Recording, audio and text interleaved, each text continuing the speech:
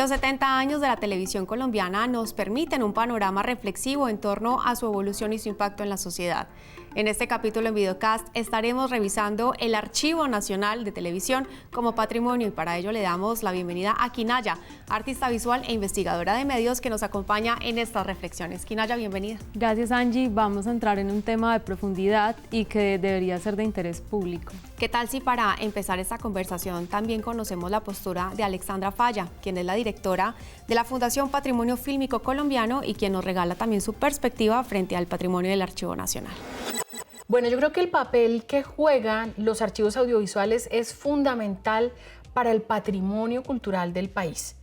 Los archivos audiovisuales de alguna manera son los que guardan la esencia de lo que culturalmente somos como nación. Así que creo que hoy no podríamos estar celebrando estos 70 años de la televisión en Colombia si no tuviéramos esos registros que nos permiten releer, resignificar esa historia, hacer un repaso de lo que ha sido el recorrido de la televisión colombiana, pasando por distintas fases, la llegada de la televisión a color, cuando se empezaron a pregrabar los programas.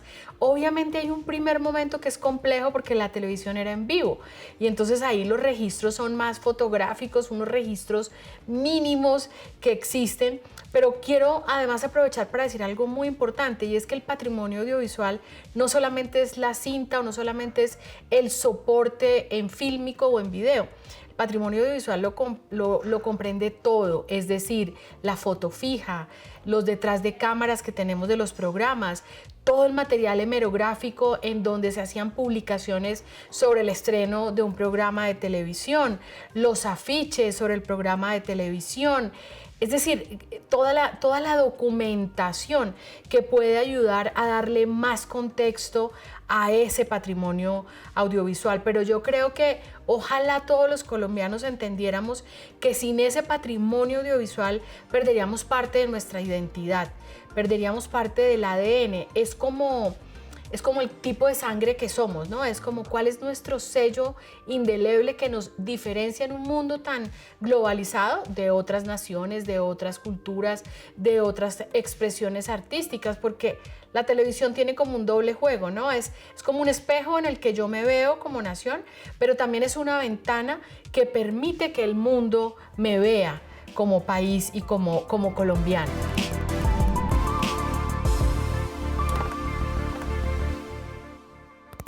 Son 70 años de la televisión colombiana, por supuesto el archivo debe estar bastante nutrido y también su proceso de acceso, quienes pueden, digamos, acceder, conocerlo, revisarlo. En el país hay una gran institución de archivo que creo que es la que todos conocen, que es el Archivo General de la Nación, pero no por llamarse general, significa que se ocupe de salvaguardarlo todo. En el Archivo General de la Nación pues está gran parte de lo que hay en el país. Hay que tener en cuenta que cuando hablamos de documentos, no solamente estamos hablando de papel, pues sí, que generalmente es algo que se asocia. Cuando hablamos, por ejemplo, de un documento histórico, también podemos estar hablando de una película, así que claramente puede estar ahí. Pero pues también tenemos otras instituciones, como por ejemplo la Fundación Patrimonio Fílmico, Señal Memoria, e incluso muchas otras privadas que se encargan de salvaguardar su propio patrimonio. ¿Y cómo se ha usado ese archivo audiovisual precisamente en la investigación social de nuestro país? Hay que aclarar que ahora tenemos un catálogo de libre acceso, se llama Señal Memoria, que está abierto al público desde el 2014. Pues es una institución que tiene en servicio público desde hace 10 años. Sí. Hay que aclarar que cuando hablamos de la palabra archivo, estamos haciendo uso de un concepto que significa servicio. Un archivo es una unidad de servicio. Claramente, hace más de 10 años todo eso estaba guardado en algún lugar, pero no estaba puesto al servicio de la comunidad o del público, pues a través, por ejemplo, de un catálogo bien sistematizado, con metadatos a los que todos podamos acceder, por ejemplo, con palabras clave, de autor, mil maneras de búsqueda. Entonces, hace 10 años para atrás, pues ayer, claro, era muy extraño acceder a esto. Era tal vez de una manera que tenía un protocolo más de la investigación, claramente las cosas estaban ahí, pero ahora es un poco más de a pie. Bueno, ¿y también habrán de pronto algunas realidades sociales que se hayan quedado por fuera de este archivo? Si en algún momento de la historia algún suceso nacional, no fue documentado, en este caso, por ejemplo, con una cámara o con un micrófono, pues ya lo dejaron por fuera en su momento, ¿cierto? Ahora, ¿qué podemos hacer? Que si alguien lo registró, pues intentar que ese registro no se pierda. Y pues claramente en algún momento los medios estuvieron o están todavía muy sesgados, así que lo que está siendo mostrado ante los micrófonos y las cámaras, pues es un sector muy parcial de lo que sucede en el país. De hecho, cuando uno revisa estos archivos tienen fondos y tienen colecciones. Sí. Y ahí podemos hablar mucho en un sentido temático.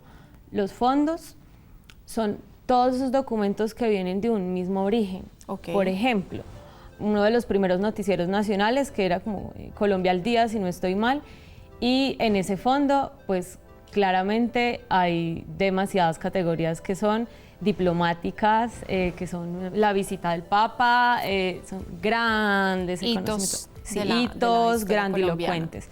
Pero, por ejemplo, además de fondos, también hay colecciones. Las colecciones son un poco más diversas y son, digamos, como categorías que agrupan muchas cosas de distintos fondos o de distintos orígenes. Puede ser que yo hoy, como archivista, me invente que necesitamos una colección que se llame La mujer en la televisión colombiana. Y lo que voy a hacer es que voy a indexar todos los documentos en los que aparece la mujer en la televisión colombiana y que tienen distinto origen, distinto momento. Puede aparecer la Angie Hurtado del noticiero de ayer con la Pepita Pérez del noticiero de los años 50. Entonces también yo pienso que hay como una creatividad dentro de la archivística y la lógica de cómo se indexan los archivos, que es lo que nos lleva a crear nuevas categorías y formas de buscar información en ella. ¿Y cómo entender este archivo como patrimonio nacional y las responsabilidades que implica ser el patrimonio? Los documentos que son valorados como patrimonio histórico generalmente tienen,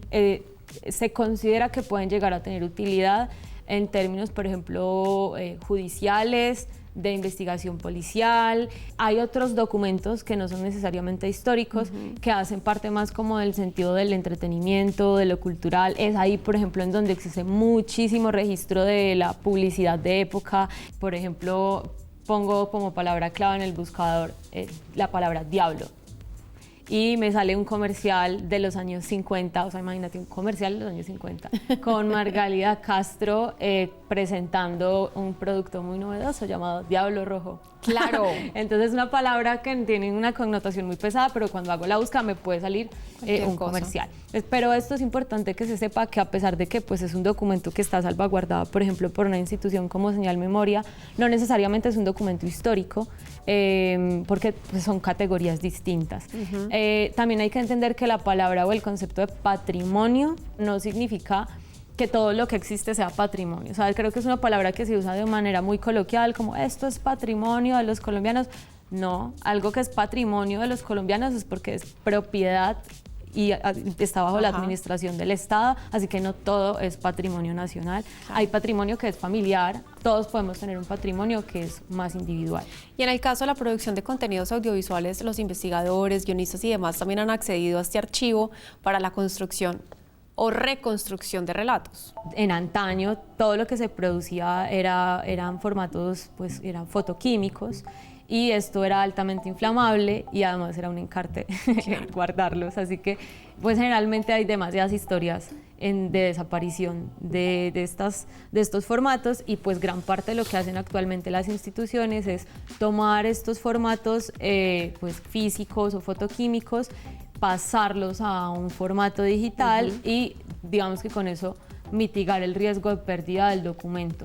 Esto es como una preinvestigación que los creativos hacen y se dan cuenta con qué tipo de contenido pueden contar, y a partir de ese contenido, de la solicitud, del alquiler, de la compra de cesión de derechos, que es importante hablar de eso, revisan el documento y después de eso pues pueden armar realmente como el esquema de proyecto que van a hacer, porque cuando se habla de proyectos de archivo no se puede hacer al revés, no es como quiero hacer esto y luego busco los archivos, no, primero reviso qué hay y pues después acomodo realmente a lo que a lo que necesito hacer. Hablando de ese acervo y de todo ese proceso para encontrar el archivo, ¿en qué punto nos encontramos hoy en día en esa digitalización en aras de preservarlo y además porque digamos que tiene que tener unas condiciones muy especiales para que lo podamos seguir consultando y siga siendo nuestro patrimonio? Yo sé que la Fundación Patrimonio Fílmico y Señal Memoria en Bogotá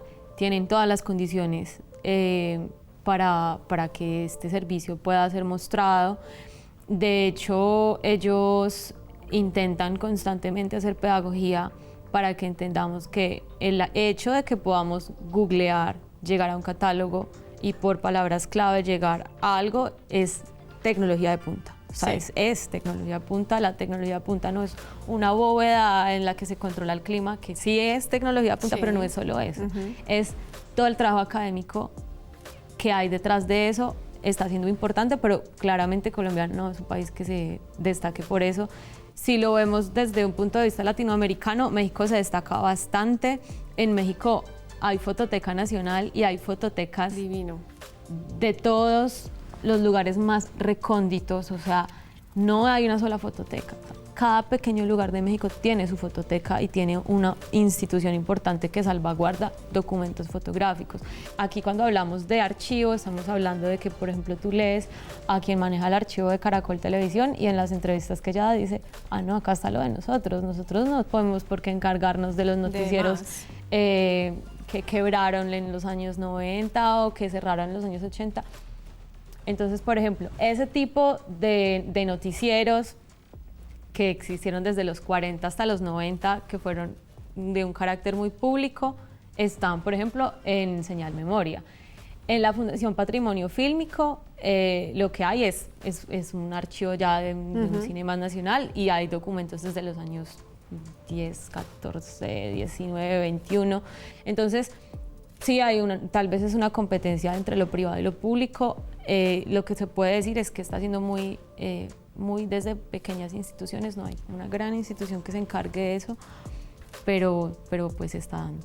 A lo largo de esta conversación hemos estado hablando de la importancia de la memoria, del archivo como patrimonio. ¿Qué podemos también concluir para el rol de investigadores, productores y realizadores de contenido? Yo pienso que el compromiso es entender lo que hay y lo que hay se puede consultar.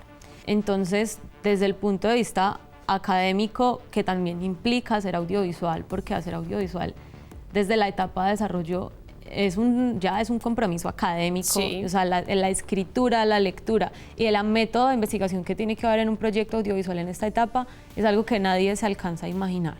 Cuando la historia solo es contada desde la oralidad y la escritura, contada, leída, hay un relato discursivo muy fuerte de parte de quien la escribe o la habla, pero cuando la historia es consultada a través de documentos que en muchas áreas de conocimiento se consideran blandos, como las imágenes en movimiento, hay una posibilidad de interpretación personal distinta y no hay un discurso impuesto en la narrativa que se da. Correcto. Entonces pienso que hay una libertad de reconocimiento de la historia, de la memoria distinta, es más fluida, es más personal e incluso puede ser más ensayística, ¿sí? Es desde el yo.